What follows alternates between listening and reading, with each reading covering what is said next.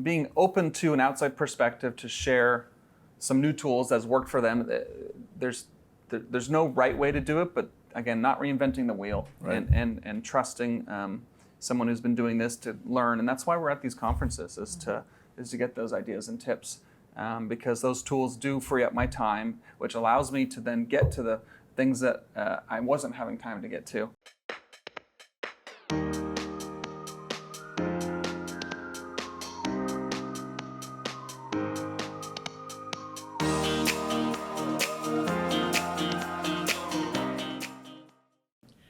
Welcome to a special episode of Grow Outbound, where we are shooting on location today at PMMCON in Nashville, Tennessee. And we are joined by a very, very special guest, my friend, Matt. So Matt, I'm going to pass it over to you.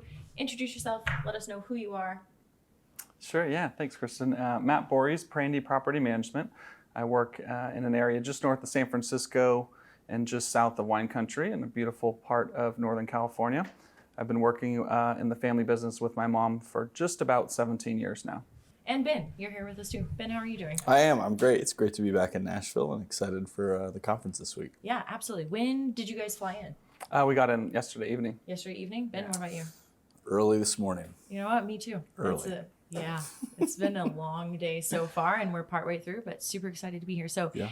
Matt, can you walk us through your role within the company? What do you do at Prandi Properties?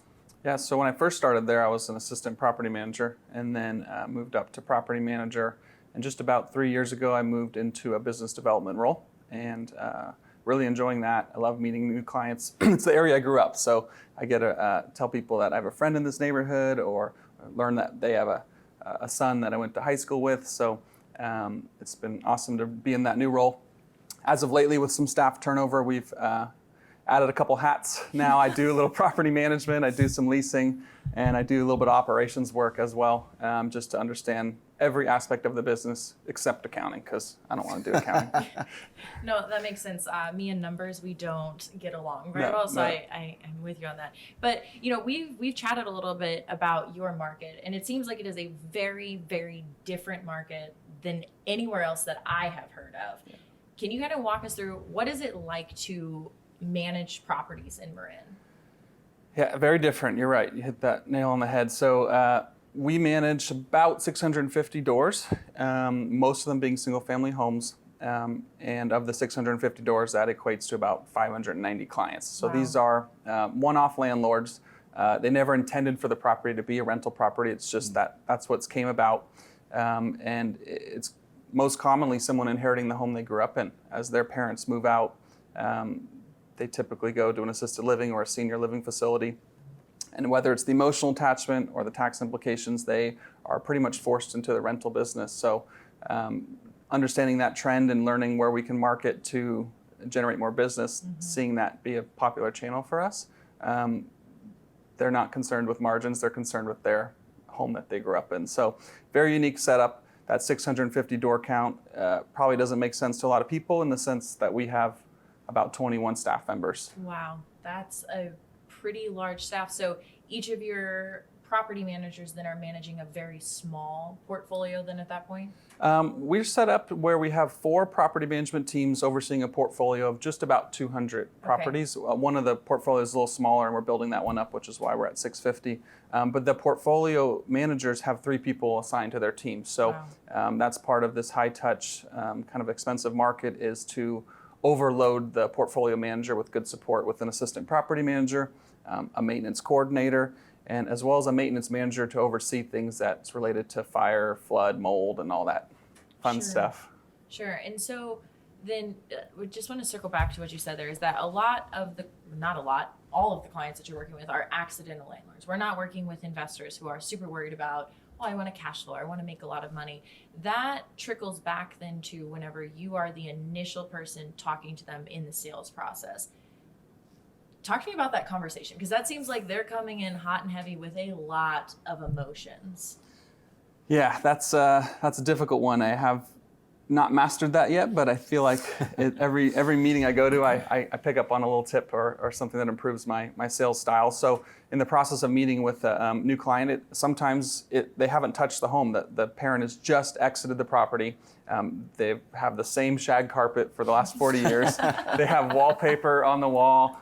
There's been little to no money put into the property for 40 years. And so the first step is understanding how a home should be prepared for a rental. And during that conversation is when I'll sort of ask some questions to see if I filter them out as a potential client if they're not willing to put in a bathroom fan because of ventilation. I explain to them that the rare time I get into a lawsuit, it's related to mold or poor ventilation in a bathroom. Right. So if they're willing to spend $5-6 and install a bathroom fan to avoid bigger issues, preventative maintenance, that's usually a good sign. And so I kind of go through a list of here's what needs to be done, here's what could be done. Those tile countertops, if we switch them to quartz, we're going to generate more value.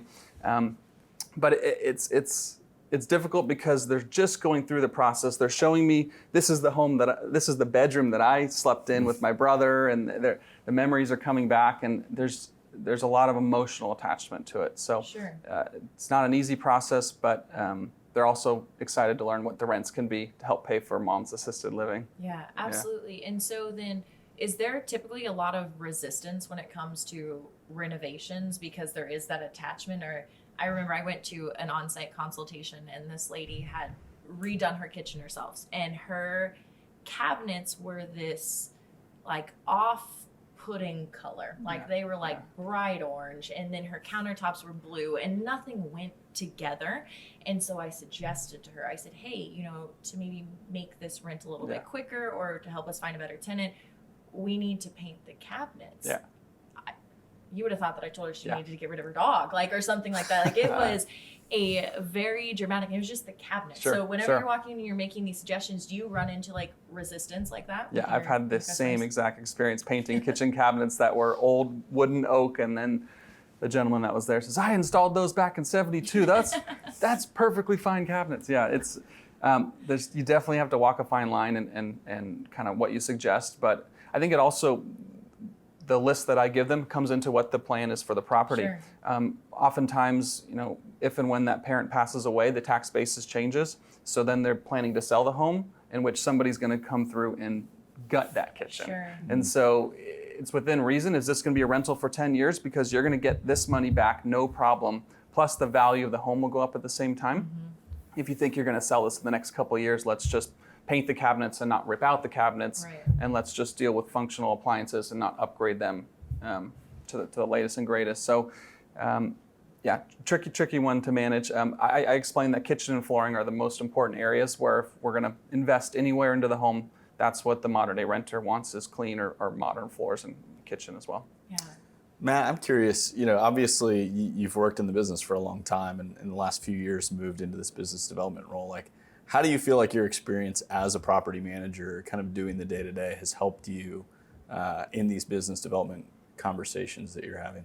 Yeah, first off, it helps to have spent about 10 years showing rental property and learning what renters are looking for, what their pause points are, who the demographic is, where are they coming from, why are they renting, why are they willing to pay $7,000 a month in a rental, which is not uncommon.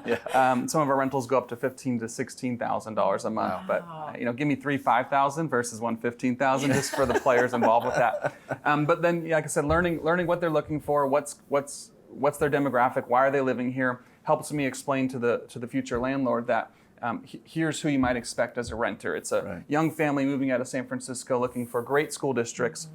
However, our county has 26 school districts in the area, and so learning which school district they want to be a part of, what traffic pattern they're willing to take to get to the city, what microclimate, because on half the year it's 60 degrees in Sausalito by the water, and it's 85 degrees just 15 minutes north up the freeway. And so there's a lot to learn in a county where you just don't want to come into it knowing nothing and spend $2 million on a house. You rent for a couple of years. And so it just helps to have seen that trend so often and be able to set that expectation to the landlord. And then sure enough, when we rent the property, it's almost exactly what it ends up being. So you, with your I'm still like in my mind that you can be in one place and it's one temperature, and then you go 15 minutes away and it's a different it's temperature. wild. Yeah. California. Yeah. Yeah. So with those tenants that are coming into the property, how long are they typically staying? For our single family homes, we're seeing about 2 to 5 years. I would say about 15 to 20% of our tenants are people coming out of a divorce, Wow. which is all too common these days. However, when you're coming through that transitional time, usually can't purchase another home that fast, right? So you're renting, and typically the school district is not as important because the ex is staying in the good school district where they're already established, but they want to be nearby. They have a kid or two half the time, and amazingly enough, the spousal support and the alimony that they're getting can often qualify them for a pretty nice home. And so that's just an interesting reason why we see constantly people renting in our area, even with these high rents. Our average single family rent is about $5,500 a month. Yeah. And like I said, it goes up to $15,000, but the $15,000 a month owner and the $15,000 a month tenant, you almost need a property manager assigned to them full time. It's a lot. Wow. Yes, I can imagine. So then to kind of switch us over into like your business development role and in your sales, do you have a lot of leads that are coming in? Because to me, I hear these rents and all of these prices and I'm like, wow, like that is a lot of money that people have in the houses. And for tenants, is your lead flow, like, are you getting quite a lot of leads in? Yeah, we're very lucky to be getting a lot of leads, but be able to be selective. We want to grow smart and not rapidly. The business has been around for 41 years. So being established that long really helps people recognize the name. Ironically enough, my grandfather was the elected sheriff of the entire county who had the same last name as the company, Charles Prandi, and then Prandi Property Management. And so some of these people that grew up in the county recognized the name Prandi to be the sheriff that pulled them over for doing donuts in the high school parking lot in '74. So being established that long, we're located on a main drag in the heart of Marin County, so people recognize our business as they drive by the office. Most of our marketing outreach is related to community involvement. We don't do a lot of mailers, we don't do a lot of branding in the sense of spending a bunch of money online because our presence online is already strong organically. So the great location, great Google reviews, soliciting for more Google reviews when they're 5-star and happy clients, it keeps this revolving circle going around. But also we separate ourselves from the competition in the way that we don't do any sales whatsoever. And in a $2-3 million property, that's a big commission that we're giving up. But we're the only property management company in the area that doesn't carry over to the sales market, which that means realtors with a client that wants to rent can confidently refer them to us. Sure. And we have a client begging us to sell the home, we can refer it out and make an introduction and also receive a nice referral fee to make an introduction and not anything more. Yeah. So that separates us from our competition and that allows us to focus on our area of expertise, which is leasing and property management only in residential homes in Marin County. So we don't cross into San Francisco, we don't go up to Sonoma County.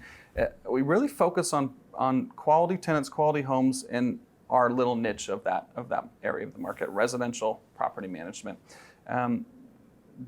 It's funny because as those factors generate business, we get more listings. And then as we get more listings and we have ads online, someone considering renting their home sees our ads online and calls us because we're already familiar with the community. So it's this revolving circle that creates a bigger revolving circle to constantly provide us probably 10 to 15 leads a week on average. Wow. Yeah. Wow. And how many doors though are you bringing on a month? Because I heard you say that you are being very selective in who you're bringing on. So with those leads that are coming in, I guess my question is more so, how do you filter those? Like, how do you filter through the ones that you actually want to be bringing on? It's not easy. It's like I said, it's those kind of trigger questions or red flags that I'm searching out during the meeting. What are some of those red flags? It's willing to put money into the home in the areas that need it. It's somebody who says they tell me the price they want based on what a friend told them. So it has no merit. It's just, this is what I want for my property. Or it's people saying my mortgage is this, therefore I want this rent. And so their willingness to hear our side of things, our expertise, the comps that we have, We lease about 240 to 250 properties a year on average, because we do a lot of lease ups aside from our managed portfolio. That data is not available online. There's no record or database for a leased property like there is a sold property. So we have amazing proprietary information that allows us to price the property appropriately versus somebody who might be using a Zillow's estimate that doesn't factor in the $10 million house next to a $3 million house that they just spent $300,000 renovating the whole property, and this estimate doesn't change. So, so they just have to be willing to trust us as the experts. As far as the first part of the question of what I bring on a monthly basis, we're adding between 10 to 20 doors on a monthly basis, and that's probably turning down 25% of the clients. Right. We're also in a tough spot where we had a high volume of staff turnover in the last 2 years, which I don't think I'm alone there. But so I have a handful of my property managers that are still learning, and in the world of changing softwares and changing laws and understanding different expectations from an owner who wants top rent to an owner who wants just quality tenant. There's a lot that goes on. So I don't want to overload them in the onboarding process and throw at them, each of them 5 to 10 clients a month. That's a lot for them in these expensive properties. So, so with the selection that we're doing on the managed side, 10 to 20 doors a month, and then in addition to that, the leasing only clients that feel they can still self-manage on their own, and even today's day and age, we're adding probably a good 5 or 7 of those a month as well. I think that you just touched on a really interesting point about, the folks that do decide to self-manage, right? And obviously California, there's a lot of regulations and things that people need to be up to date on. Like, how does that factor into the conversations you're having from a business development standpoint, just like your local knowledge of what those rules and regulations are? Yeah, it's part of how I filter clients out if they're thinking they know the laws and they know the rules and they're actually incorrect, because it's changing every month. We have city municipalities, we have county ordinances, we have state restrictions. There's so many layers to it, to the point where the hometown that I grew up in has implemented some absurd ordinances lately. We actually won't take business in that town as of now until those are adjusted. Our attorney said we are struggling to interpret what this law even means, which if they're struggling, then how are we going to interpret that and abide by it? So they say in Australia 80% of properties are managed and 20% are self-managed, and I think California it's almost the reverse, but I think that number is climbing because of the amount of ordinances that we're getting. Our management contract's flexible, and I tell them, I said, if you call me in 6 months after self-managing and realize that it's not for you, we'll take you on it. You'll see how hard the job is. Right. But I don't push it. I think that it's helpful for them to have gone through self-managing and see the challenges and understand the expectations and how hard it is to get a vendor out there or a roofer that's booked out 19 months with the crazy rain we've had lately. Yeah. The relationships that we have with our vendors and the knowledge base we have with learning about all the different laws and staying vested to attend these conferences to get the latest and greatest tools. They'll understand why they pay us a management fee. Yeah, that makes sense. So then whenever you do have the client comes in that's giving you the red flags, how do we gracefully say, hey, I don't want to work with you? Yeah, I haven't mastered that one in person. That meeting kind of wraps up as usual, that they'll get a follow-up within 24 to 48 hours. In the process of my follow-up, I'll really weigh out, is this a profitable client? Is this a client that's going to be taking up the majority of our time when it's a fraction of our management fees? I try not to go into too much detail of why they're not a good fit. I often just say that, unfortunately, at this time, I don't feel we're the best fit for your property. I'd like to recommend management company A, management company B just down the way. And it doesn't always be received well. Sometimes I don't get a reply. But in the end, I'm trying to protect my staff from onboarding a difficult owner that might wear on them to the point where they're not going to want to do this anymore. It's this trickle effect. And so it's also how we're managing our current portfolio, is looking at, after our weekly property manager meetings, who's taken up the most time of this week, which owner or which tenant. And if we see the pattern of 3-4 weeks in a row, that owner is still taking up the most of your time, we'll part ways with that owner and just let them know this is not a good fit. That's just being in the longevity we've been doing this and the amount of leads coming at us. We're very fortunate because a young growing business may not have that ability, but they might still want to consider it just due to the fact that nobody should put up with difficult owners. And we've actually added a clause in our lease in the last couple of weeks that disrespect will be a form of a violation to the lease. Wow. And I think everyone's on edge a little bit post-COVID, and rents are really high, and there's layoffs happening and inflation, and so there's this added pressure. We're easy targets for those owners or tenants that are frustrated. So we're just lucky enough to be able to terminate them if we need to. Yeah. Well, I think just back to your experience being a property manager within the business and having worked on a day-to-day basis with those difficult owners, and now the position you're in, like a lot of business development folks, right? It's like, hey, I want to go out and I want to bring on new doors. I want to make a commission. Like, they're really driven by that. And the perspective that you have is really unique. And also, in terms of the overall health of the business, is going to be a lot more successful over time. Yeah.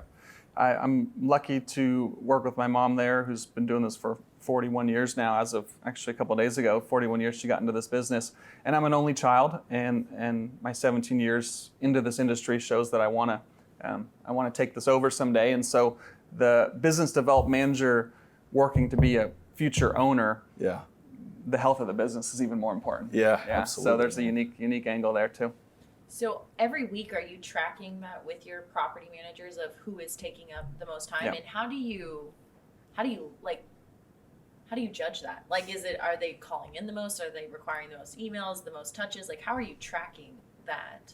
So they're tracking it and reporting to us on the operations side of things to learn who's taking up their most time. If we see the pattern that same owner, that same tenant, or even that same property is taking up the majority of their time, then we'll have the conversation with the property manager to understand why. Is it something unprecedented that's because of storms that's just has nothing to do with a difficult owner, or is it truly this owner's being unreasonable, questioning our ability to do our job, or maintenance repairs that were more expensive than they wanted to spend? But it's just looking for a pattern there and addressing if we need to. Yeah.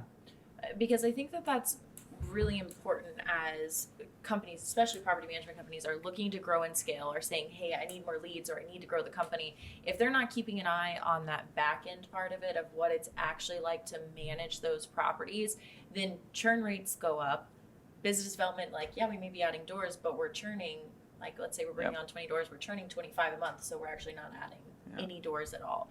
So is that, and I'm sorry to keep harping on this, but I'm just curious, so you guys have a weekly meeting every week. I know you're managing properties right now. If you weren't, and this was regular, you guys were fully staffed up, everyone was trained, would you as the business development manager still be sitting in those meetings with the property managers, listening to how everything is going with the properties, people that you're bringing on? Would that still be a normal thing for you to do?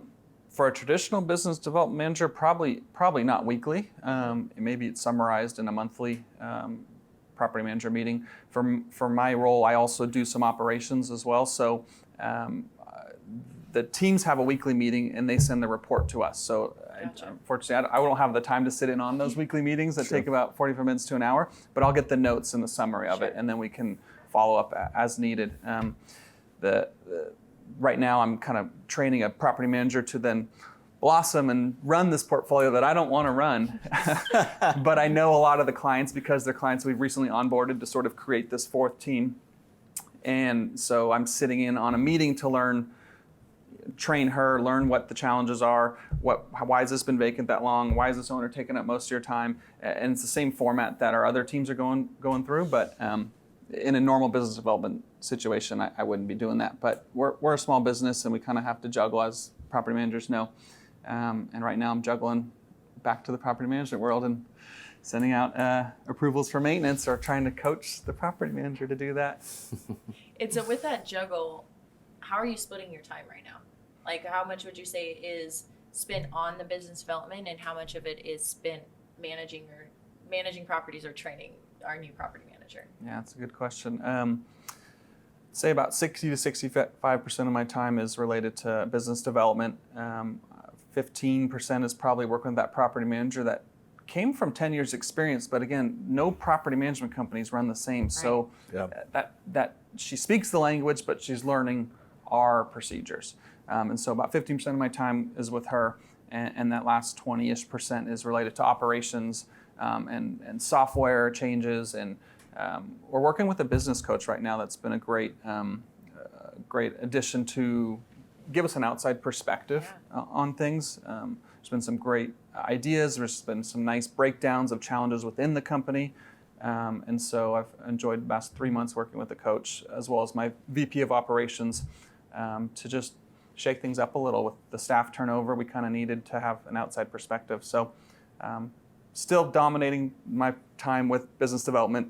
I do enjoy that the most, but I have to wear those other hats right now. Yeah. Well, I think it's an interesting question that you asked, because I think in a lot of cases, people are in your situation where business development is maybe a hat that they wear along with some others, whether it's they're the business owner and they haven't hired a BDM yet, or they have someone transitioning into the business development role. Like, I'd just be curious to know if you have any like helpful thoughts around how you do manage that time, and how do you, once you kind of get in and you're deeply working on something, it can be hard to have, a maintenance request or some fire to put out. Like, how do you manage all that? We figured out, well, also, you don't have to reinvent the wheel. And so having this business coach come in and tell us, here's a tool that she sees other companies use or she used in the past when she ran a property management company, and here's how you use that tool. Yeah. Being open to that. It's going to take longer for me to learn and understand and customize that tool. But one of those tools, for example, is a jot form. And to onboard a client, instead of me gathering all the data and have them fill out all these forms and how, what day does a gardener come, and I put it on the owner. I have them complete all the information that I need instead of me feeling like I have to gather all this. It's just part of the onboarding process. So being open to an outside perspective to share some new tools that's worked for them. There's no right way to do it, but again, not reinventing the wheel, and trusting someone who's been doing this to learn. And that's why we're at these conferences, is to get those ideas and tips, because those tools do free up my time, which allows me to then get to the things that I wasn't having time to get to. And so just being able to learn from your peers is key. Yeah. That's great. That's a really good answer. So as we're landing the plane, rounding this out, I'm curious, what advice or wisdom would you give to, let's say, a newer business development manager who's just trying to get into this, working with their customers? What advice would you give to them? Well, there's so many different styles. I don't take an aggressive style, and that might work for some BDMs. It might work for landlords that they're trying to sign up that want that overly touch. But I basically set an expectation. I meet that expectation with follow-up and what they're going to receive and when they're going to receive it. And I just deliver honest and factual information. And for example, if an owner says, well, I really want to get $7,000 and I think their place is worth $5,500, I say, listen, I'd love to get you $7,000, but I just don't see it reasonable. I don't want to have that conversation 3 months down the road. Our management fee is a percentage. So if you make more, I make more, but I just don't want to tell you 7 to get the business, and really it's 55. Because if you're willing to do the 55, we can get you a great tenant. Just being honest, I'm very lucky where I go out to a property and I tell the owner, we did the house across the street just 2 years ago, and just being able to share your expertise through how long you've been doing it or your familiarity with the territory, and again, meeting their expectations. I don't hound an owner. I have a little bit of a drip system to touch them 2-3 times a month, but I don't want them to feel like the pressure, because when I'm meeting the owner who is inheriting their parents' home, the process of emptying the home for 40 years of possessions and 3 siblings fighting over who gets the grandfather clock and who gets the rocking chair, it sometimes takes them 18 months to 2 years to clear the home out and get it to a position where they're ready for our assistance. So I understand that. I'm planting a lot of seeds out there, which is why the amount of leads we get to the amount of doors we get is not always perfectly synced up, because I'm planting the seeds for down the road. Sure. So trying not to overwhelm them. They know where to find me. I give them a little bit of great content through this great drip system, and let them know that we're here if any questions come up. But they get what I tell them they're going to get when they get it. And I think that's key to show that we're going to deliver great service in the same fashion. Yeah. That's great. Well, what I'm hearing you say, expectations, just delivering, right? Doing what you're saying you're going to do. Like there's a lot of value in that.